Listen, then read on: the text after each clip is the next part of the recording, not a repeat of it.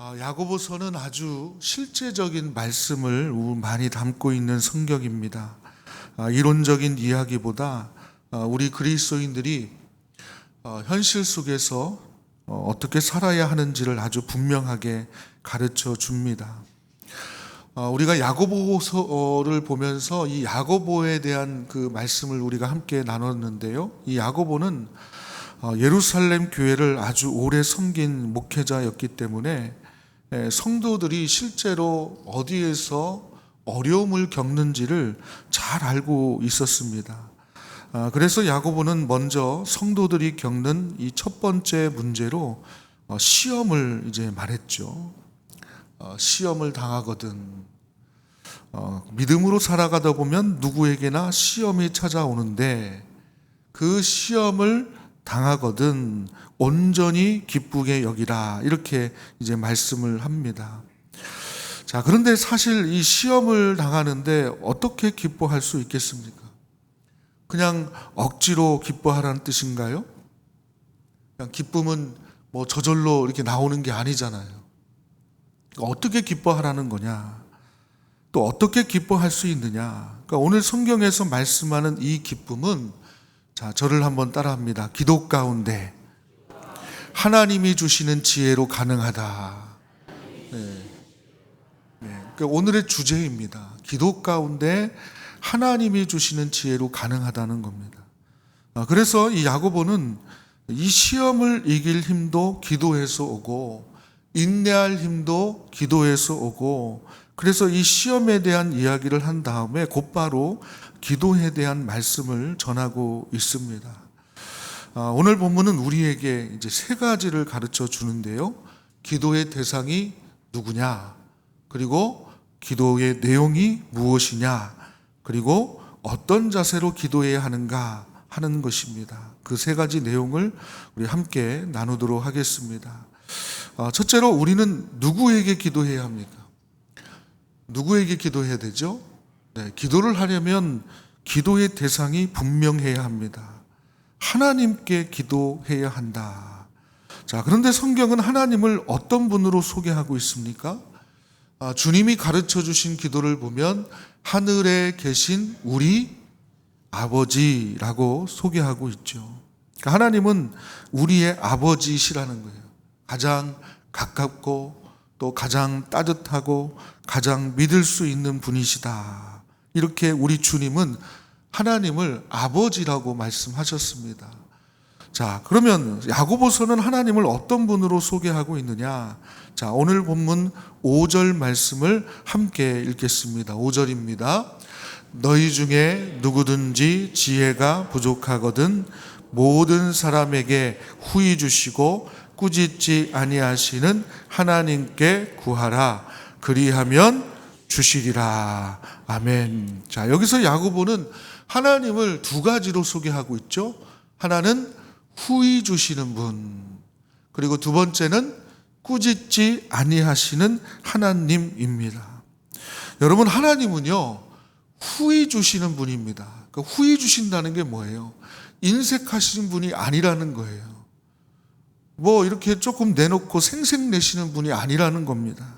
그러니까 우리 하나님은 넉넉하게 주시는 분이십니다. 마태복음 7장 11절에서도 예수님은 이렇게 말씀하셨습니다. 마태복음 7장 11절 말씀을 함께 읽겠습니다. 너희가 악한 자라도 좋은 것으로 자식에게 줄 알거든 하물며 하늘에 계신 너희 아버지께서 구하는 자에게 좋은 것으로 주시지 않겠느냐. 아멘. 그렇습니다. 하나님은요 좋은 것을 넉넉하게 주시는 아버지이십니다. 믿으시길 바랍니다.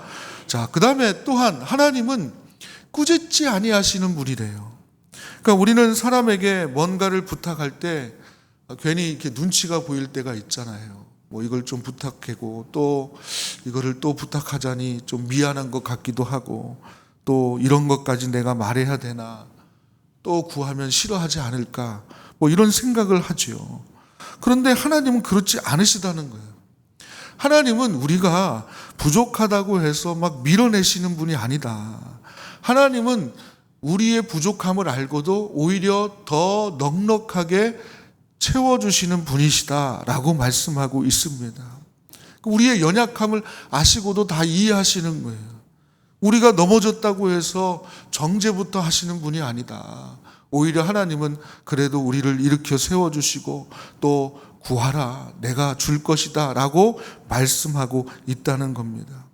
그러므로 여러분, 기도할 때 먼저 기억해야 할 게 있습니다. 우리가 기도하는 대상은 무서운 분이 아니십니다. 그분은 정말로 좋으신 아버지 하나님이십니다. 이 사실을 꼭 기억하십시오. 그래서 후히 주시고 꾸짖지 아니하시는 하나님께 담대히 나아가시기를 바랍니다. 때로는요, 생때도 쓰세요. 때로는 눈물도 흘리세요. 아니, 사람 앞에 눈물을 흘리는 건 창피한 일이지만 아버지 하나님 앞에 눈물을 흘리는 건 절대로 창피한 게 아닙니다. 그 모든 걸 품어주시는 분입니다. 우리 아버지 되신 하나님 절대로 외면하지 않으시는 분인 줄로 믿으시길 바랍니다. 자, 그 다음에 두 번째로, 그러면 우리는 무엇을 구해야 하느냐? 자, 하나님이 이렇게 좋으신 아버지이신데 우리는 무엇을 구해야 하겠습니까? 자, 오늘 본문 5절 말씀은 분명하게 말씀합니다. 너희 중에 누구든지 뭐가 부족하거든요? 지혜가 부족하거든. 하나님께 구하라는 거예요. 그러면 하나님이 주시겠다. 즉 지혜를 구하라는 것입니다. 우리는 보통 어려운 일을 만나면 이렇게 기도하죠. 하나님, 당장 이 어려움에서 해방되게 해주세요. 어려운 문제 빨리 해결되게 해주세요. 이 문제를 빨리 없애주세요. 이 상황을 빨리 바꿔주세요. 이렇게 기도하는 분들이 있습니다. 물론 그런 기도도 할 수 있습니다. 그러나 야고보는 그보다 더 중요한 기도를 가르쳐 줍니다. 그것은 문제를 없애달라고 하는 기도가 아니라, 자, 저를 한번 따라합니다. 문제를 잘 통과할 수 있는 지혜를 주옵소서. 통과할 수 있는 지혜를 달라는 기도를 드리라는 거예요. 어려움이 오면 하나님, 이 어려움을 잘 극복할 지혜를 주세요. 문제가 오면, 복잡한 일이 생기면 하나님, 이 문제를 바르게 풀어갈 지혜를 주옵소서. 선택의 순간이 오면 어려운 선택을 할 때가 있잖아요. 도저히 어떤 걸 선택할지를 모를 때가 있잖아요. 그럴 때 하나님께, 하나님, 어떤 선택을 하는 게 좋겠습니까? 그 지혜를 구하라는 거예요. 왜 우리가 그렇게 구해야 됩니까? 여러분, 하나님은 나의 삶 속에서 나를 통해서 일하시기 때문에 그런 겁니다. 여러분, 내 인생 다른 사람이 살아주는 거 아니잖아요. 내 인생은 누가 사는 거예요? 내가 사는 거잖아요. 문제를 해결하는 것도 결국 내가 해야 되고, 선택하는 것도 남이 해주는 거 아닙니다. 내가 해야 됩니다. 견디는 것도 내가 해야 돼요. 그런데 하나님께서 지혜를 주시면 그 일을 감당할 수 있게 됩니다. 여러분, 어려운 선택의 순간들이 오잖아요. 하나님 앞에 지혜를 구해 보십시오. 하나님이 지혜 주십니다. 그 해결할 문제, 어떻게 극복할 것인지, 또 어떤 걸 선택해야 되는지 하나님이 지혜를 주시는 거예요. 같은 문제 앞에서도 하나님이 주신 지혜가 있는 사람은 결코 무너지지 않습니다. 같은 상황 속에서도 하나님이 주신 지혜가 있는 사람은요, 반드시 길을 찾습니다.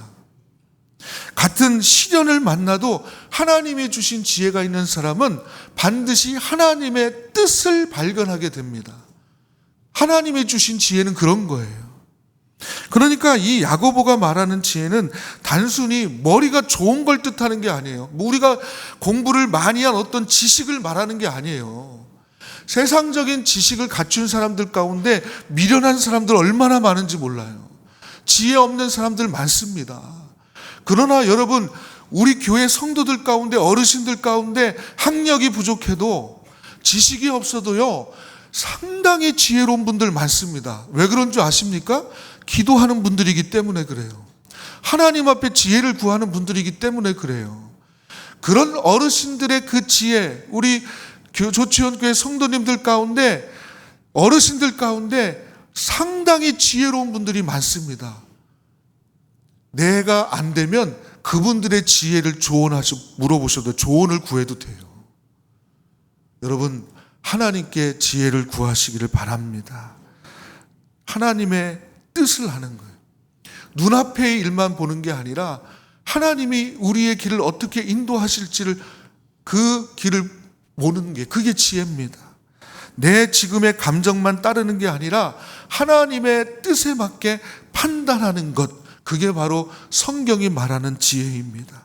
그러므로 우리 조치원교회 모든 성도님들, 우리에게 정말 필요한 것은 다른 게 아니라 하나님의 지혜인 줄로 믿습니다. 큰 일에도 지혜 필요하고요, 작은 일에도 필요합니다. 여러분의 가정에, 또 자녀들의 문제, 삶의 문제도 지혜가 필요해요. 또 건강의 문제, 관계의 문제, 교회의 섬김의 문제도 지혜가 필요합니다. 그러므로 오늘도 이렇게 기도하시길 바랍니다. 하나님, 내게 하늘의 지혜를 허락해 주옵소서. 하나님, 제가 오늘 하루를 살아갈 당신의 지혜를 허락해 주옵소서. 하나님, 시험을 이길 하나님의 지혜를 주시옵소서. 이렇게 기도하시기를 바랍니다. 자, 마지막 세 번째로, 하나님은 또 어떤 자세로 기도해야 하는가? 오늘 성경은 이렇게 말합니다. 믿음으로 기도하라는 것입니다. 자, 6절 말씀을 함께 읽겠습니다. 6절입니다. 오직 믿음으로 구하고 조금도 의심하지 말라. 의심하는 자는 마치 바람에 밀려 요동하는 바다 물결 같으니. 자, 그러면 여러분, 믿음으로 구하라고 그러는데, 믿음으로 구한다는 게 무슨 말입니까? 하나님이 살아계심을 믿는 것입니다. 하나님이 능치 못하심이 없는 걸 믿는 것입니다.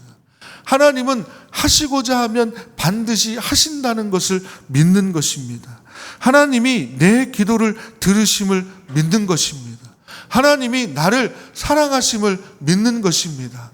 하나님이 내 이 어려운 문제, 어떤 것을 선택할지 고민 가운데 있을 때 그 길을 반드시 가르쳐 주실 것임을 믿는 것입니다.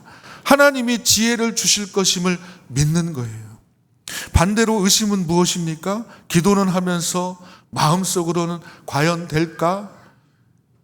어떻게 할지 잘 모르겠네? 하나님 과연 들어주실까? 이번엔 안 될 것 같은데? 이렇게 흔들리는 겁니다.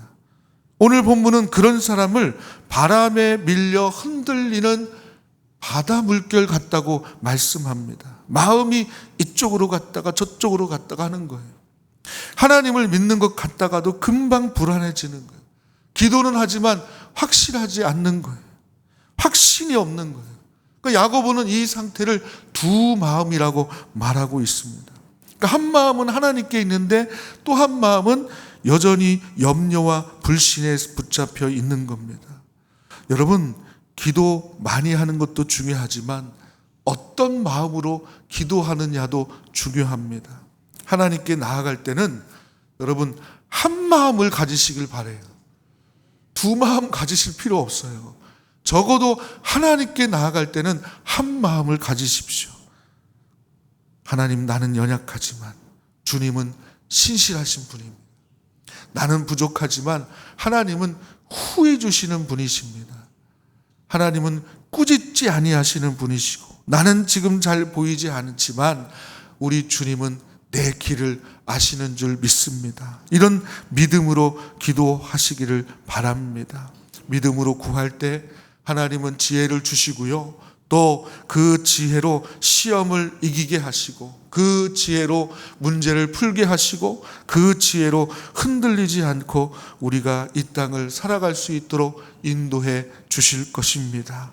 오늘도 우리 앞에는 여러 가지 시험과 또 문제와 선택의 순간들이 찾아올 것입니다. 그럴 때 사람 찾아다니지 마시고 먼저 하나님께 기도하시기를 바랍니다.